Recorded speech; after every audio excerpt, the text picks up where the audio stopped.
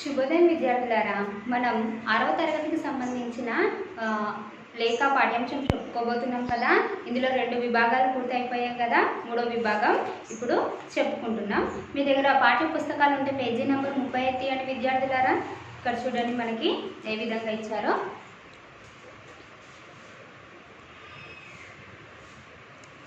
ఎప్పటి నుంచో హైదరాబాద్ చూడాలన్న కోరిక తీరబోతున్నందుకు సంతోషంగా ఉన్నది.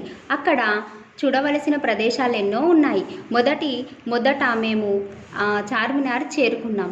ఆనాటి రాజు కూలు కుతుబ్ షా పేగు వ్యాధికి నిర్మూలనకు గుర్తుగా దీన్ని కట్టించాడు. అద్భుతమైన వాస్తుకళ నైపుణ్యంతో దీన్ని కట్టారు. 4 దిక్కుల 4 గోపురాలున్నాయి. వీటినే మినార్లు అంటారు.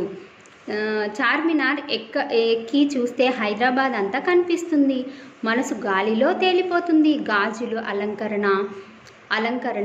గాజుల అలంకరణ వస్తువులు, బంగారపు దుకాణాలతో ఆ ప్రదేశం చాలా రద్దీగా ఉన్నది. తర్వాత సాలార్జియం మ్యూజియంకు చేరినాం. అక్కడ ప్రాచీన వస్తువులు, పూర్వపు రాజులు వాడిన వస్తువులు ఎన్నిటినో భద్రపరిచారు. అయితే మనకి ఇక్కడ ఏం చెప్తున్నారంటే 3వ విభాగంలో వచ్చి హైదరాబాద్కి చేరుకున్నాం. చార్మినార్ని చూసాం. చార్మినార్ ఎక్కడ ఉంది? ఇక్కడ తెలుసు కదా, హైదరాబాద్లో ఉంది కదా. ఎస్, చార్మినార్కి ఇక్కడ చూడండి పిక్చర్లో.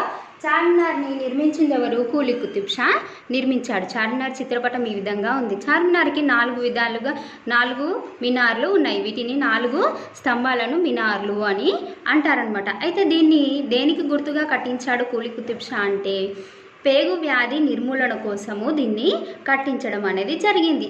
చార్మినార్ ఎక్కి చూస్తుంటే చాలా ఆహ్లాదంగా, ఆనందంగా అనిపిస్తుందన్నమాట.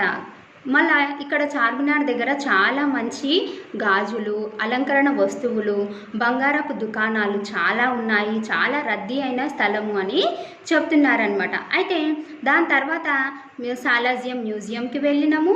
అక్కడ రాజులు వాడిన వస్తువులు, ఖడ్గాలు, కత్తులు ఎన్నో ఉన్నాయి. అవన్నీ భద్రపరిచారు అక్కడ అని చెప్పడం జరిగింది.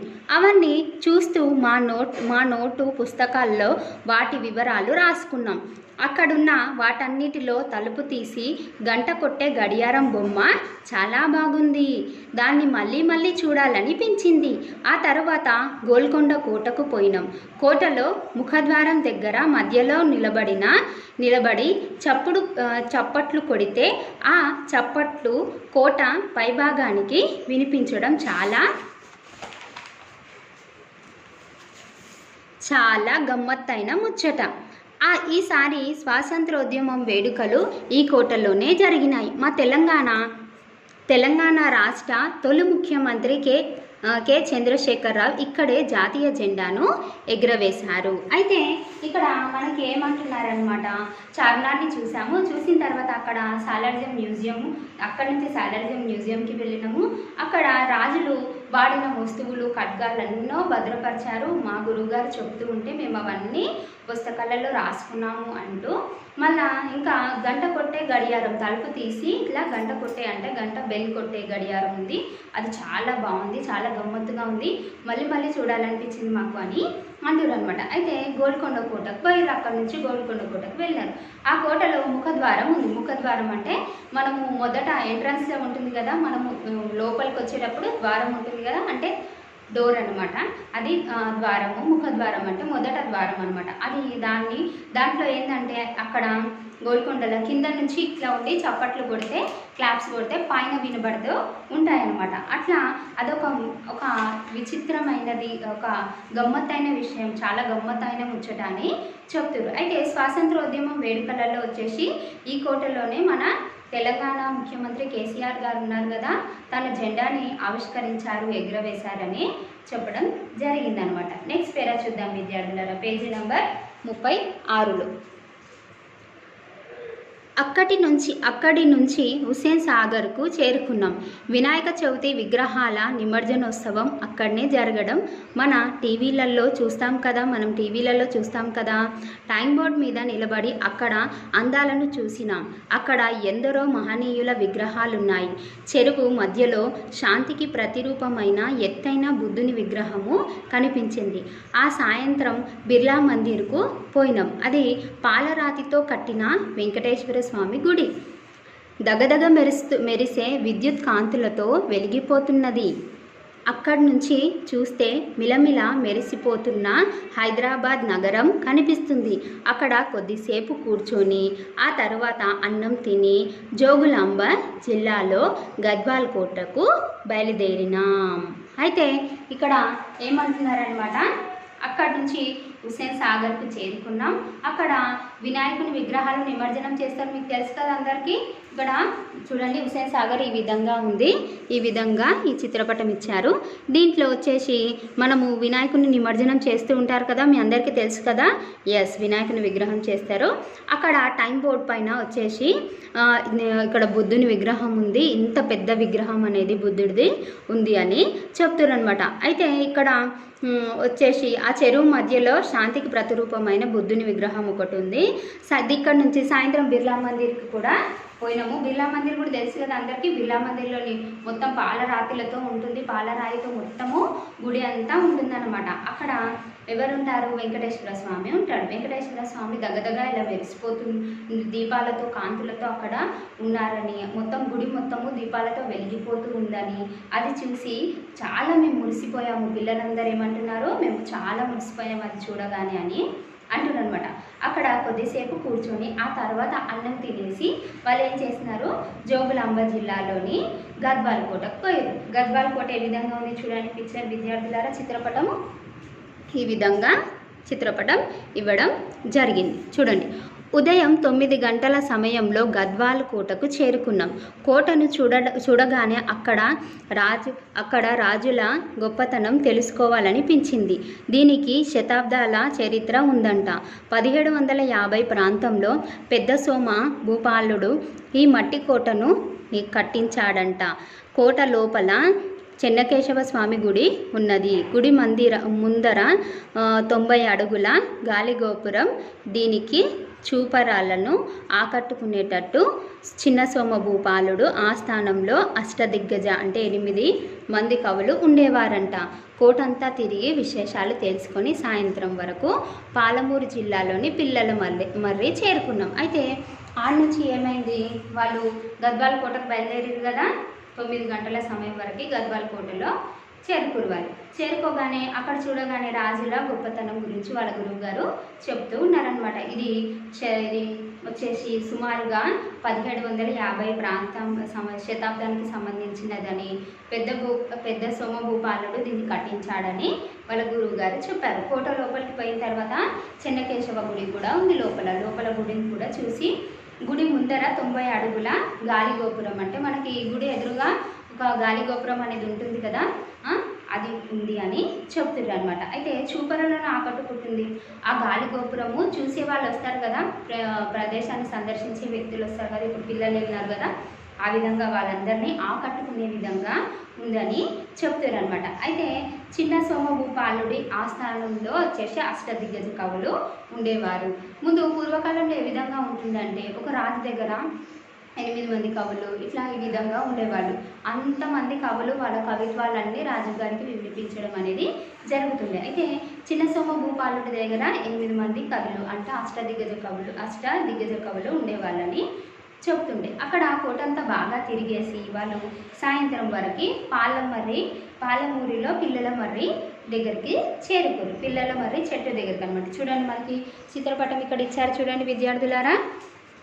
ఈ విధంగా ఉంటుందన్నమాట. నెక్స్ట్ సాయంత్రం వరకు పాలమూరి పిల్లల మర్రికి చేరుకున్నాం. అక్కడ మర్రి చెట్టు దాదాపుగా మా ఊరంతా పెద్దగా ఉన్నది.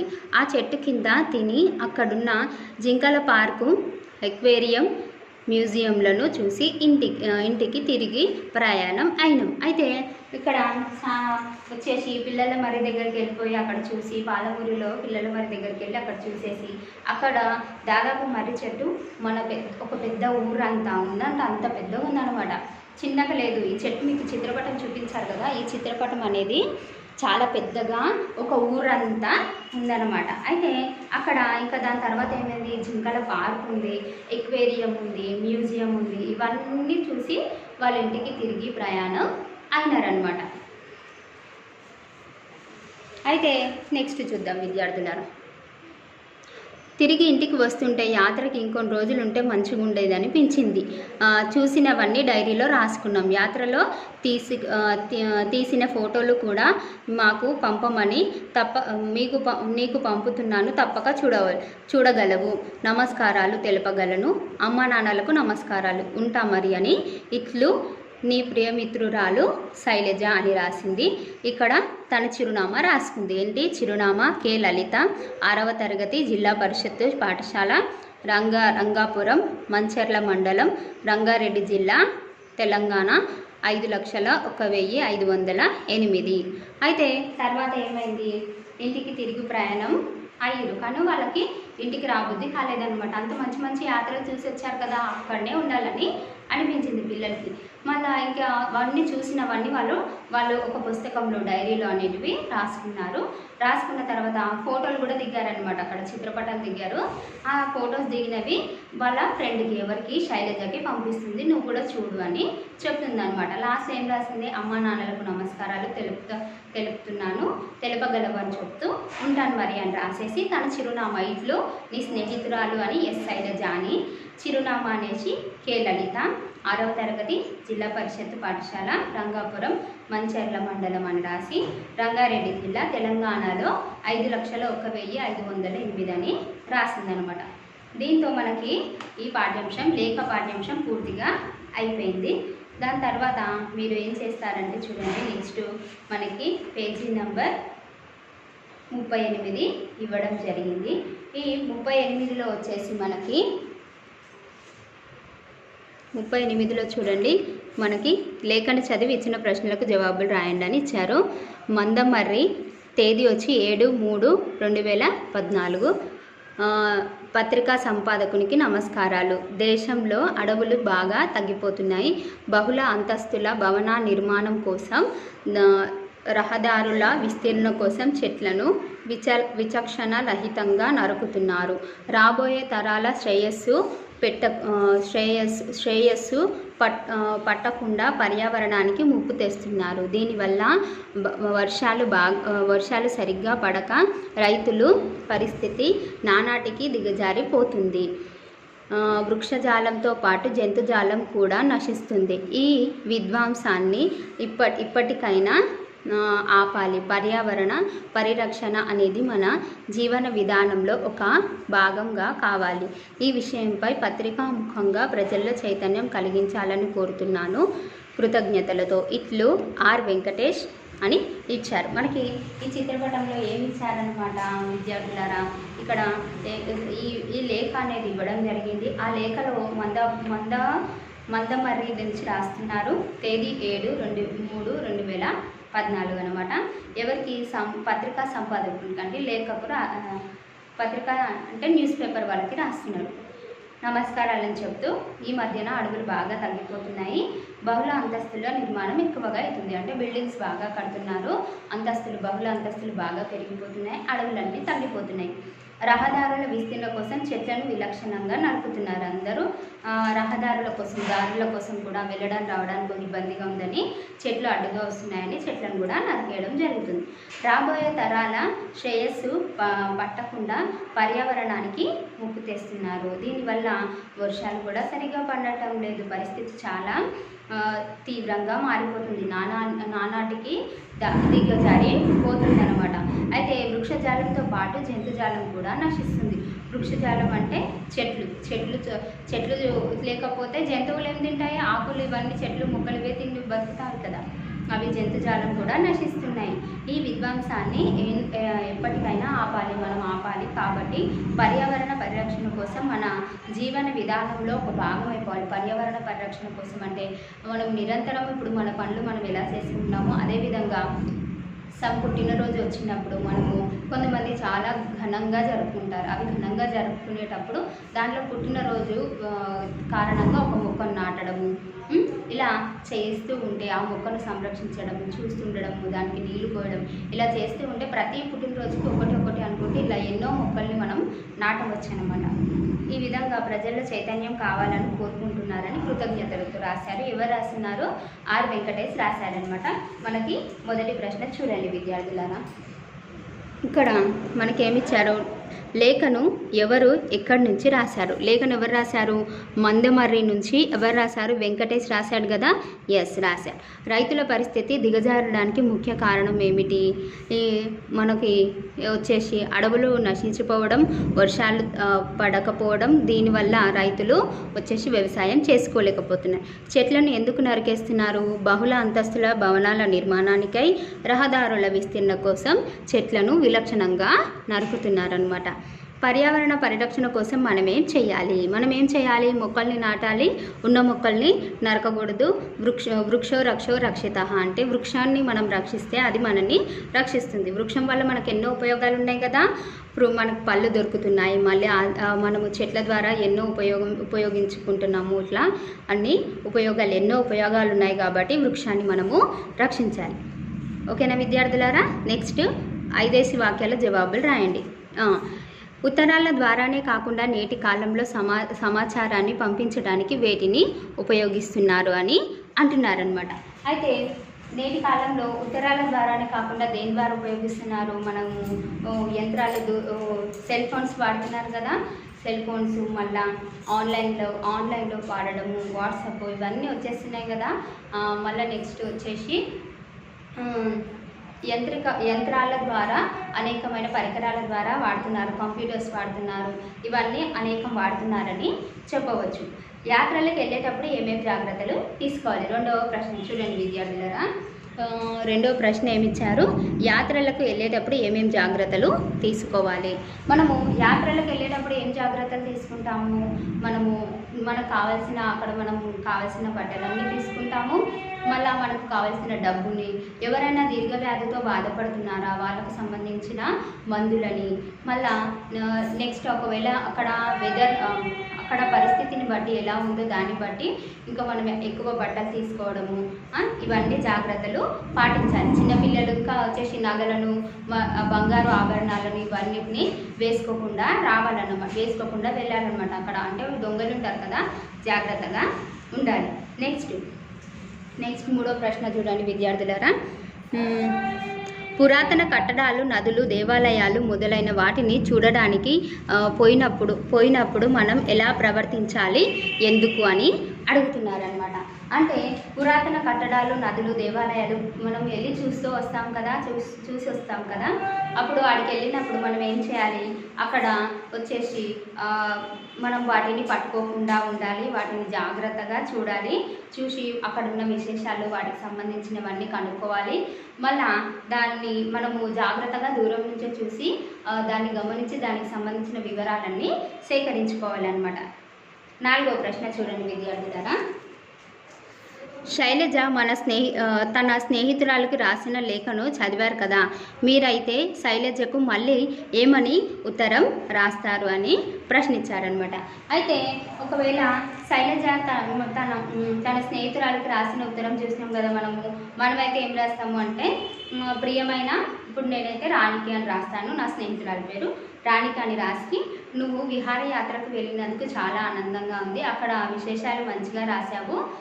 నేను కూడా మా తరగతిలో వచ్చేసి ఉపాధ్యాయుల దినోత్సవం గురించి రాస్తాను అని రాసి, మా తరగతిలో ఉపాధ్యాయుల దినోత్సవం సెప్టెంబర్ 5కి జరుపుకున్నాము. చాలా ఘనంగా జరిగింది. మా వీధికి సంబంధించిన ఎమ్మెల్యే గారు వచ్చి కొన్ని వచ్చి మా మా మా పాఠశాల గురించి బాగా చక్కగా చెప్పారు. అక్కడ మా పాఠశాలలో విద్యార్థులందరూ ఉపాధ్యాయులుగా నటించడం జరిగింది. ఆ రోజు నటించిన వాళ్ళందరూ బహుమతులు అందించడం జరిగింది ఎమ్మెల్యే గారు. ఈ విధంగా నేను రాసి ఇట్లు మీ అమ్మ నాన్నలకు నమస్కారాలని, చెల్లిని తమ్ముడికి ఆశీస్సులని తెలుపుతున్నానని, ఇట్లు నీ స్నేహితురాలు అని రేణుకాని, ఈ విధంగా నేనైతే ఉత్తరం రాస్తాను. మీరు మీ స్నేహితురాళ్ళకు కూడా అదే విధంగా ఉత్తరం రాయండి. నెక్స్ట్ పెద్ద ప్రశ్న ఇవ్వడం జరిగింది, చూడండి విద్యార్థులారా.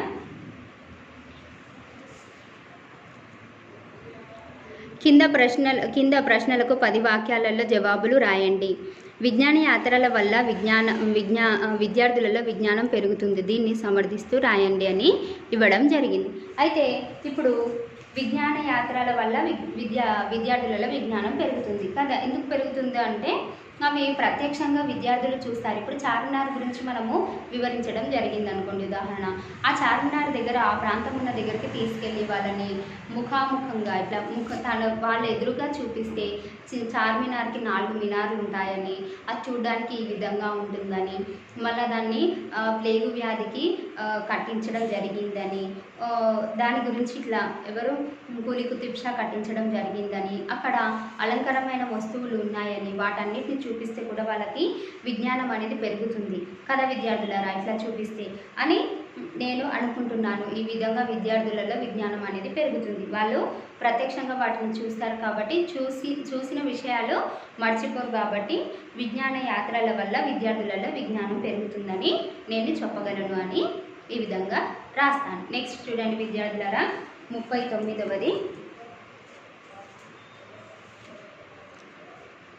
39వ పేజీ నంబర్లో సృజనాత్మకత ప్రశంస. మీరు చూసిన యాత్రా విశేషాల గురించి మీ మిత్రురాలికి రేఖ రాయమని అంటున్నారనమాట.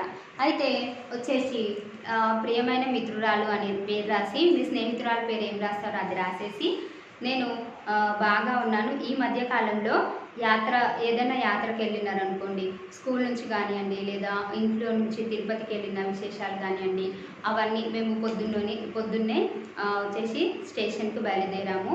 అక్కడి నుంచి తిరుపతికి వెళ్ళడానికి మాకు 24 గంటల సమయం పట్టింది. వెళ్ళిన తర్వాత అక్కడ మేము వచ్చేసి వెంకటేశ్వర స్వామి దర్శనం చేసుకున్నాము. ఇట్లా మొత్తం సంబంధించిన వివరాలు మొత్తం రాసేసి, ఇట్లు మీ స్నేహితురాలు అని రాసి మన పేరు రాసి, మీ స్నేహితురాలు అడ్రస్ ఈ విధంగా ఏ విధంగా రాసింది, చిరునామా అనేసి లలిత ఈ విధంగా రాసింది కదా. కే లలిత, 6వ తరగతి, జిల్లా పరిషత్తు ఉన్నత పాఠశాల, రంగాపురం, మంచర్ల మండలం, రంగారెడ్డి జిల్లా, తెలంగాణ, 5,01,508. ఈ విధంగా మీరు రాయండి. ఓకేనా విద్యార్థులారా. నెక్స్ట్ చూడండి, మనకి అర్థాలు అనేవి ఇవ్వడము జరిగింది. కింద పదాలు చదవండి, వాటికి అవే అర్థం వచ్చే పదాలు రాయండి. గుడి, ఆలయం, ఆనవాళ్ళు, గుర్తులు, ఆనందం, సంతోషం, ప్రథమ, మొదట, సందర్శించుట, చూచుట. నెక్స్ట్ కింద పదాలను ఉపయోగించి సొంత వాక్యాలు రాయండి. అనుభూతి, నేను చార్మినార్ని చూసినప్పుడు అనుభూతిని పొందాను అని ఇట్లా రాయండి. ఆకర్షణ, ఇప్పుడు వచ్చేసి ఏదైనా ఆకర్షణంగా ఉంటుంది కదా, తాజ్మహల్ని చూసి నేను ఆకర్షణాలని అయిపోయాను, ఈ విధంగా రాయండి. కమ్మగా, అమ్మ వంట కమ్మగా చేస్తుంది కదా, అమ్మ వంట కమ్మగా చేస్తుంది. జ్ఞాపకం, మా తమ్ముడి జ్ఞాపక శక్తి చాలా ఎక్కువ.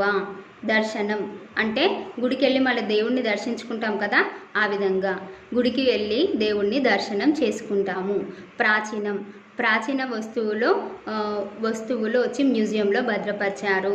యాత్ర, మేము ఈ మధ్యన యాత్రకు వెళ్ళాము. మహనీయులు, గాంధీజీ మహనీయుడు.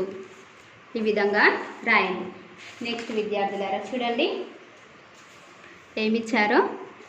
కింద పదాలు వరుసగా చూడండి, ప్రతి వరుసలో సంబంధం లేని పదాన్ని గుర్తించి 0 చుట్టండి అని ఇచ్చారు. దుర్గం, కోట, కిల్లా, జాగా సంబంధం లేదు కదా. ఎస్.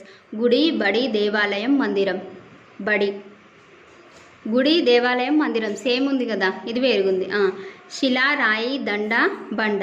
దండ శిల, రాయి, బండ 3 సేమ్గా ఉన్నాయి. దండ అనేది వేరుగా ఉంది. గాలం, నీరు, జలం, సలిలం. గాలం అనేది వేరుగా ఉంది. నీరు, జలం, సలిలం అన్నా కానీ నీరు కిందికే వస్తుంది. కన్ను, నేత్రం, రెప్ప, నయనం. రెప్ప ఒకటి వేరుగా ఉంది. నేత్రం అన్నా, కన్ను అన్నా, నయనం అన్నా ఒకటే. నెక్స్ట్ భాషను గురించి తెలుసుకుందాం. మీకు తెలిసిన స్త్రీలింగ, పుల్లింగ, నపుంసకలింగ పదాలను రాయండి. ఫస్ట్ విద్యార్థులారా, నేను స్త్రీలింగం అంటే ఏంటో చెప్పేస్తాను. స్త్రీలింగం అంటేనేమో స్త్రీలకు సంబంధించిన పదాలు వస్తే దాన్ని స్త్రీలింగం అని, పుల్లింగం అంటేనేమో పురుషులకు సంబంధించిన పదాలను పుల్లింగం అని అంటారు. నపుంసకలింగం అంటేనేమో ఈ రెండు కానివి, స్త్రీలింగం పుల్లింగం కానివి. అంటే ఉదాహరణకు అనుకోండి, చెట్టు అనేది మనం ఏ లింగమో చెప్పలేము కదా, అది నపుంసకలింగం అవుతుంది. ఓకేనా విద్యార్థులారా? అదేవిధంగా మనకి ఇక్కడ ఏమంటున్నారు, 4 రాయమని అంటున్నారు అనమాట. చూడండి, స్త్రీలింగంకి సంబంధించిన పదాలు కమల, సీత, సుజాత, గిరిజ. పుల్లింగం పదాలు రాము, గోపి, శశి, యోగి. నపుంసకలింగం చెట్టు, కప్ప, పులి, కాకి. నెక్స్ట్ మనకి విభక్తి ప్రత్యయమానాలు ఇచ్చారు. చూడండి విద్యార్థులారా, కింద వాక్యాలను గమనించండి. తెలంగాణ సంస్కృతికి, ఉనికికి బతుకమ్మ పండుగ ప్రతీక. కీ అనేది అండర్లైన్ చేశారు. హోలీ పండుగను మన దేశంలోనే కాకుండా విదేశాలలో కూడా జరుపుకుంటారు. ఇక్కడ లో అనేది చేశారు. పీర్లను ఇత్తడిలతో, వెండితో తయారు చేస్తారు. తో వాణి పూజ కొరకు పూలను కోస్తుంది.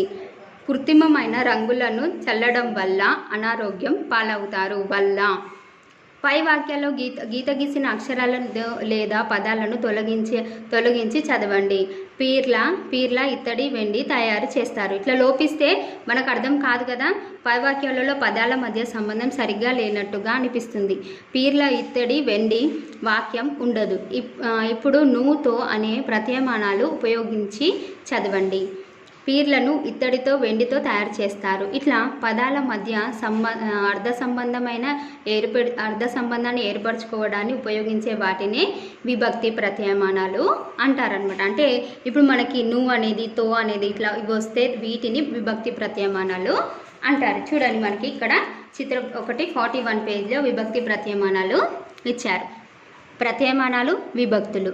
డుమువులు ప్రథమ విభక్తి. నిన్, నున్, లన్, గురించి, కురించి ద్వితీయ విభక్తి. చెతన్, చెన్, తొడన్, తొన్ అనేది తృతీయ విభక్తి. కొరకు, కై చతుర్థి విభక్తి. వలన, పంటే, వలన, కట్టే, పంటే పంచమి విభక్తి. నిన్, కున్, యొక్క, లొన్, లోపల అనేది షష్ఠి విభక్తి. అందువల్ల, నన్ సప్తమి విభక్తి. ఓరి, ఓసి, ఓరి సంబోధన ప్రథమ విభక్తి. ప్రథమ అంటే మొదట, ద్వితీయ రెండవది, తృతీయ మూడవది, చతుర్థి 4, పంచమి 5, షష్ఠి 6, సప్తమి 7, సంబోధన 8. ఈ విధంగా మీరు, ఇది చాలా ముఖ్యమైనది విద్యార్థులారా. మీకు 6వ తరగతి నుంచి 10వ తరగతి దాకా కంపల్సరీగా అవసరం వస్తుంది. కాబట్టి ఈ పట్టికను మీరు నేర్చుకోండి. ఇప్పుడు ఉదాహరణకు చూడండి, మనకు ఏ విభక్తి వచ్చింది. ఇప్పుడు ఇక్కడ అనేది వచ్చింది. మనకు అనేది ఎక్కడుంది? చూడండి విద్యార్థులారా, ఉంది. అనేది ఎక్కడ ఉంది? అనే ప్రత్యయమానము. నెక్స్ట్ వేరే చూద్దాం లేకుంటే. డుమువులు. నెక్స్ట్ నిన్, నున్, తో చూద్దాం. తొడన్, తొన్ ఇట్లా తో వచ్చింది కదా. చెతన్, చెన్, తొడన్, తొన్ వచ్చింది కదా. ఇది ఇప్పుడు మనము తో అనేది ఏ ప్రత్యయమానము అని అడిగితే మనం తో అనేది తృతీయ విభక్తి. ఏ విభక్తి ప్రత్యయమానం అంటే తృతీయ విభక్తి ప్రత్యయమానం అని ఈ విధంగా చెప్పవచ్చు. ఓకేనా విద్యార్థులారా? మీకు లేఖ పాఠ్యాంశంలో 3వ విభాగము, నెక్స్ట్ అర్థాలు, మొత్తము భాషని గురించి తెలుసుకుందాం. పదజాల వినియోగం మొత్తము పూర్తిగా అయిపోయింది. మీరు వచ్చేసి మీ పాఠ్య పుస్తకాలలో ఇవి మొత్తం పూర్తి చేయండి. ఓకేనా విద్యార్థులారా? ధన్యవాదాలు.